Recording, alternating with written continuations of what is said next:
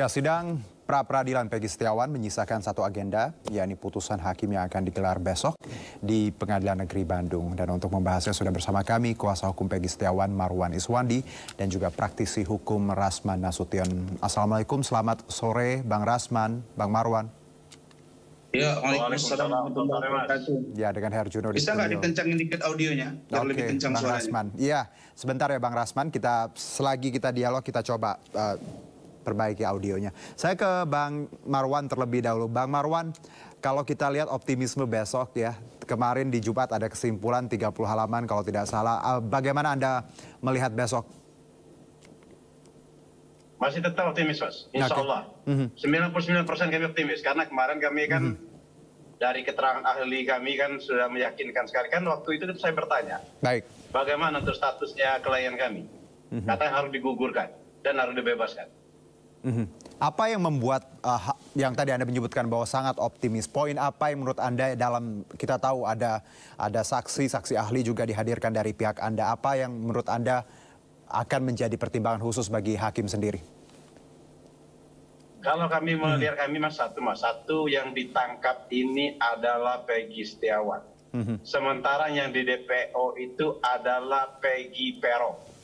Alamatnya berbeda, ciri-cirinya berbeda, tinggi badannya berbeda, umurnya berbeda. Itu satu Mas ya. Itu dari ini ya. Yang kedua dari proses hukumnya Mas. Penyidik itu tidak sesuai dengan perkap dan peraturan kabar Skrim. Mereka menangkap klien kami Mas. Seharusnya itu kalau bukan tertangkap tangan, itu kan ada prosesnya pemanggilan sebagai saksi. Ini tidak Mas.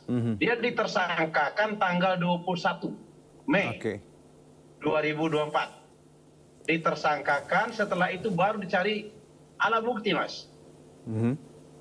Baik. Itu aja. Dua hal itu ya, tadi prosedur dan juga Anda yakin bahwa secara ciri-ciri ya tadi itu bukan Peggy Peron yang dimaksud. Baik, saya ke Bang Rasman. Bang Rasman, Anda sebagai praktisi hukum melihat jalannya pra-peradilan 2 minggu ini dan besok ada putusan, bagaimana tanggapan Anda? Ya, terima kasih. Pertama saya appreciate ya kepada iNews TV dan Sindonews yang begitu konsisten memberitakan ini. Pertama saya juga menyampaikan bahwa teman-teman dari tim hukum Peggy Setiawan sah-sah saja kalau mereka itu optimistis bahwa 99% besok itu gugatan mereka diterima oleh hakim tunggal. Dalam hal ini yang mulia Hakim Herman Sulaiman. Tapi itu tadi yang saya katakan bahwa saya nggak ngerti ya apakah karena terlalu banyak pengacara, kemudian ada beberapa orang yang tidak masuk menjadi tim hukum di pra-peradilan, lalu kemudian terjadi ketidaksinkronan penjelasan, terutama di publik seperti ini. Padahal the power public opinion itu penting. Contoh, kemarin jam 8.45 waktu Indonesia Barat, saya live di iNews TV, dan dari pihak kuasa hukum Peggy, dalam diri Peggy Setiawan adalah saudara Tony RN. Dia mengatakan bahwa penetapan status tersangka Peggy Setiawan itu adalah September 2016. Dan saya bantah itu. Saya bantah, saya katakan, Anda kok ngawur. Padahal hari Selasa yang lalu, saya juga dari narasumber di program Rakyat Bersuara iNews TV secara live dihadiri oleh saudara Insang Nasruddin. Di situ saudara Insang Nasruddin seperti penjelasannya sama penjelasannya dengan saudara Marwan yang mengatakan bahwa Peggy Setiawan ditersangkakan itu baru tahun 2024. Dalam hal ini bulan Mei. Nah, jadi disinilah ketidaksinkronan penjelasan. Kenapa saya katakan tidak sinkron? Kemarin saya tanya, Anda ini bicara sebagai seorang tim hukum di pra-peradilan atau tidak? Dia mengatakan kami bagi tugas. Yang bicara ke media saya. Lah sekarang yang bicara ke media banyak gitu. Maka saya katakan, kalau dari awal saja sudah banyak perbedaan pendapat, maka saya bisa mengatakan karena poin utama dari gugatan rekan-rekan di kuasa hukum Peggy Setiawan itu lebih pada aspek error in persona. Error in persona itu salah tangkap, salah orang, salah nama, salah tanggal, perkaba, perkap, dan lain-lain. Kalau dalam konstruksi hukum yang saya pahami, bahwa dan berdasarkan pendalaman dan komunikasi saya yang intens dengan saudara Yosi Ahdian, selaku kuasa hukum keluarga almarhumah Vina dan Eki, itu semuanya berjalan dengan normal. Artinya proses penyelidikan, proses penyidikan, proses penetapan, dalam hal ini pentahapan, sampai dengan dilakukan praadjudikasi oleh polisi dan jaksa, sampai dengan proses peradilan dan divonis, semuanya berjalan dengan normal. Tidak ada yang luar biasa. Nah, karena itu semua proses berjalan dengan normal. Apakah misalnya mereka juga sudah melakukan permohonan gerasi kepada Presiden 2020 ditolak. Dan 5 dari terpidana itu mengajukan pra-peradilan.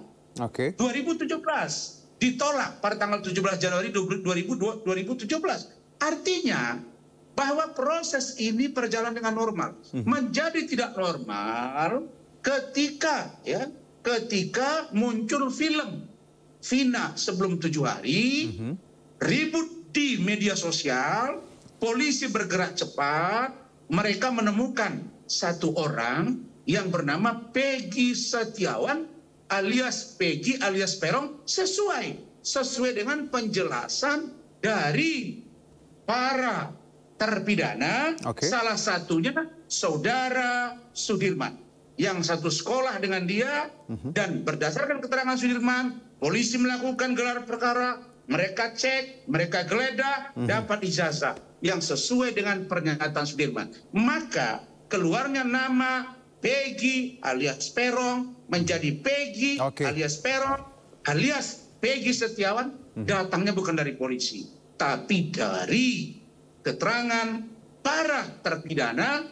terdakwa pada waktu itu, plus 17 orang yang diperiksa saksi oleh Polda Jabar, mengatakan bahwa Peggy Peron adalah Peggy Setiawan. Begitu kira-kira. Baik, Bang Rasman. Dengan kata lain bahwa tidak mungkin polisi terburu-buru dan gegabah menetapkan ini. Karena tadi prosedurnya sudah Anda sebutkan, termasuk keterangan dari salah satu terpidana. Saya ke Bang Marwan, bahwa kita bicara keterangan dari terpidana sendiri yang menyebutkan bahwa ini benar Peggy Setiawan. Tapi di satu sisi Anda juga, tim Peggy, melihat bagaimana sebenarnya penetapan ini tidak disertai dengan prosedur dan bukti yang kuat. Termasuk bagaimana yang disita hanyalah ijazah. Ya, Bang Marwan ya. Bagaimana poin menurut Anda, poin yang menguatkan? Kalau Bang Rasman menyebutkan bahwa nama Peggy bukan keluar tiba-tiba, tapi melalui runutan proses yang sudah dilewati oleh polisi dan tim penyidik.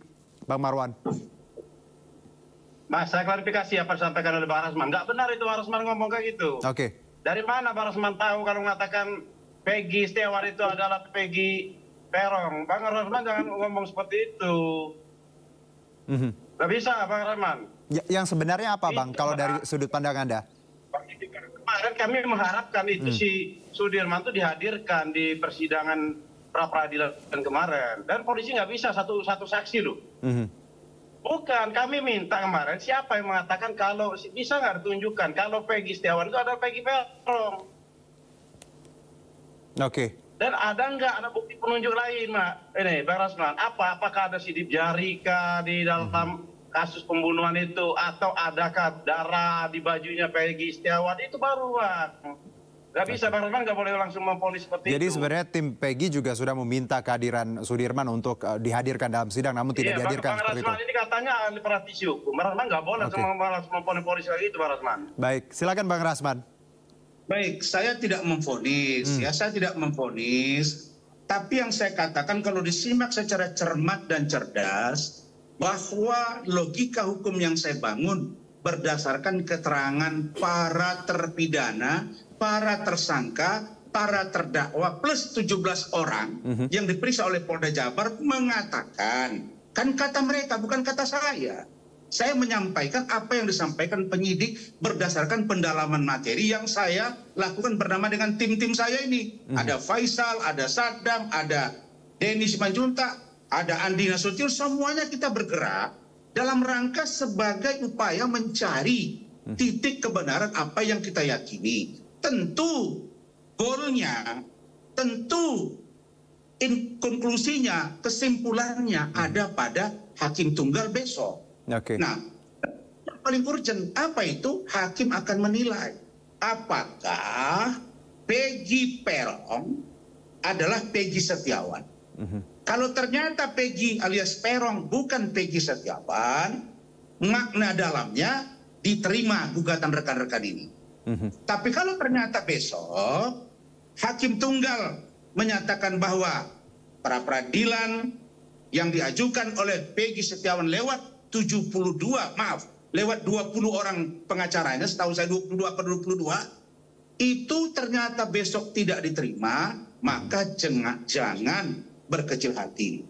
Tempuhlah upaya hukum berikutnya, itu sidang di pengadilan negeri biasa di Bandung. Tetapi yang paling urgent menurut saya adalah keterangan dari yang berubah-ubah. Berubah-ubah yang saya katakan tadi, Tony RM. Coba Saudara Marwan tanya itu kepada Saudara Tony. Dia mengatakan 2016. Artinya dia mengatakan bahwa ada proses tahapan yang dilalui. Bang Rasman. Sementara rekan-rekan saya tim Prapit mengatakan itu 2024. Ini tidak sinkron. Nah, karena itu dulu. Apakah yang mana dulu yang mau saya dengar nih? Apakah keterangan dari Saudara Marwan dengan Insang Nasruddin yang mengatakan Peggy Setiawan baru tersangka Mei 2024, atau keterangan dari Tony RM bulan September 2016? Ini sudah tidak sinkron. Saya kira kita debat-tebalnya di sana. Bang Rasman, sebelum saya ke Bang Marwan, sebentar Bang Marwan, saya ke Bang Rasman dulu. Boleh saya elaborasi sedikit? Kalau poinnya adalah tadi perbedaan pendapat di antara kuasa hukum Peggy, apakah ini poin juga bisa dipertimbangkan hakim? Karena kalau kita lihat ini kan poin bukan poin pokok yang ini kan terjadi di luar sidang, Bang. Ya, saya sudah sering pra peradilan. Versi dari rekan-rekan tim hukum yang menyusun materi gugatan itu, mereka menyebut bahwa penetapan tersangka itu baru Mei 2024, bukan September 2016. Disinilah ketidaksesuaian aturan yang berlaku. Tidak sesuai dengan Perkaba, tidak sesuai dengan Perkab. Kan itu logika hukum yang mereka bangun. Lah Tony RM bilang sudah tersangka 2016. Hanya saja berbeda nama, berbeda alamat, tidak sesuai dengan postur tubuh. Bang Rasman. Dalam KUHP yang kita dalami, polisi menemukan ada petunjuk. Apa itu petunjuk dari 5 alat bukti sesuai dengan KUHP? Surat. Apa itu? Ijazah. Ijazah itu bagian dari bukti yang keterangan Sudirman. Terkait dengan Sudirman dihadirkan atau tidak, itu menjadi kewenangan dari tergugat atau termohon. Kenapa? Mereka sudah dalami. Kalau dihadirkan apa konsekuensinya? Tidak dihadirkan apa konsekuensinya? Tentu mereka semua juga ingin. Rekan-rekan dari pengacara Peggy ingin agar Peggy Setiawan digugurkan status tersangkanya dan dibebaskan. Tapi rekan-rekan dari Bitkum Polda Jabar juga ingin membuktikan bahwa mereka benar melakukan proses yang mereka lakukan. Sehingga berjalan semua normal. Saya kira kita memberi kepastian hukum. Saya beri kesempatan ke Bang Marwan ya, Bang Rasman ya. Bang Marwan, kalau tadi Bang Rasman menyoroti bagaimana perbedaan pendapat masing-masing kuasa hukum ini juga jadi pertanyaan. Bisa Anda jelaskan? Jadi gini Bang Rasman, mungkin Bang si Tony RM-nya mungkin ada kekilapan atau apa. Yang jelas gini Bang Rasman, surat yang penangkapan, penahanan, mentersangkakan itu ada. Tadi kami lampirkan kemarin, memang tanggal 21 Mei. Itu saya klarifikasi Bang Rasman. Dan hakim pun apa yang kami di persidangan yang akan dipakai untuk putusan itu. Dan untuk putusan ini Pak Rasman, kita lihat aja besok, siapapun dan kami pun Pak Rasman, apapun putusan dari pengadilan besok, kami harus menerima. Apapun putusannya, mau putusan itu memang memenangkan kami, alhamdulillah. Kalaupun kami seandainya tidak diterima, ya kita harus mengambil langkah yang ke depan. Langkah apa yang kita lakukan, itu Pak Rasman. Tapi Bang Marwan, kalau itu baru top itu. Top itu. Baik, kita memang... Satu lagi poin dari saya, satu lagi. Ya, silakan. Jangan kita berpikir bahwa jika Prapit diterima, lalu kemudian otomatis Peggy Setiawan akan lolos dari jerat hukum untuk sampai di pengadilan negeri disidangkan pada pokok perkara. Tidak juga. Bisa saja penyidik Polda Jabar menerbitkan sprindik baru. Saya kasih contoh jurisprudensi Bapak Lanyala Mataliti. Beliau itu 3 kali prapit, 3 kali menang, tapi tetap muncul sprindik baru, akhirnya divonis dan menjalani hukuman. Maksud saya tidak menakut-nakuti, tapi persiapkan juga diri. Seandainya besok ternyata dikabulkan lalu kemudian terbit sprindik baru, lakukan upaya hukum dengan bukti-bukti yang lebih jitu lagi. Tapi seandainya polisi tidak mengeluarkan sprindik baru, artinya polisi juga kehilangan bahan untuk mereka membuat sprindik baru. Begitu juga sebaliknya, kalau polisi ternyata mereka dikalahkan, baik Bang Rasman, maka mereka juga harus fair menilai ini. Nah, maksud saya, apakah penggugat, apakah tergugat, pengacaranya, bitkumnya, yang bertarung ini kan perpanjangan tangan semua ini. Bitkum itu perpanjangan tangan dari Krimum Polda Jabar, rekan-rekan saudara Marwan ini perpanjangan tangan dari Peggy Setiawan. Yang saya mau katakan adalah hukuman dalam hal penetapan hukum besok yang diambil oleh Hakim Tunggal adalah putusan yang terbaik dalam penegakan hukum di Indonesia. Baik. Saya lihat satu menit.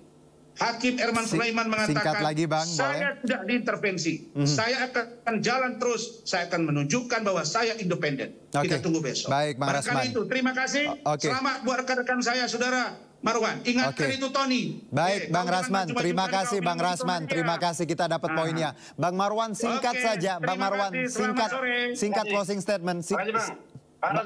Bang Marwan, mau menanggapi sedikit saja? Ya, sudah. Oke, cukup. Terima kasih semuanya sudah berdialog dengan masing-masing argumen. Tadi semangat kita equality before the law dan kita hormati besok ya keputusan apapun itu. Terima kasih sekali lagi untuk ilmu dan insight-nya Bang Marwan dan juga Bang Rasman. Sehat-sehat untuk kita semua. Terima kasih. Sehat-sehat. Terima kasih.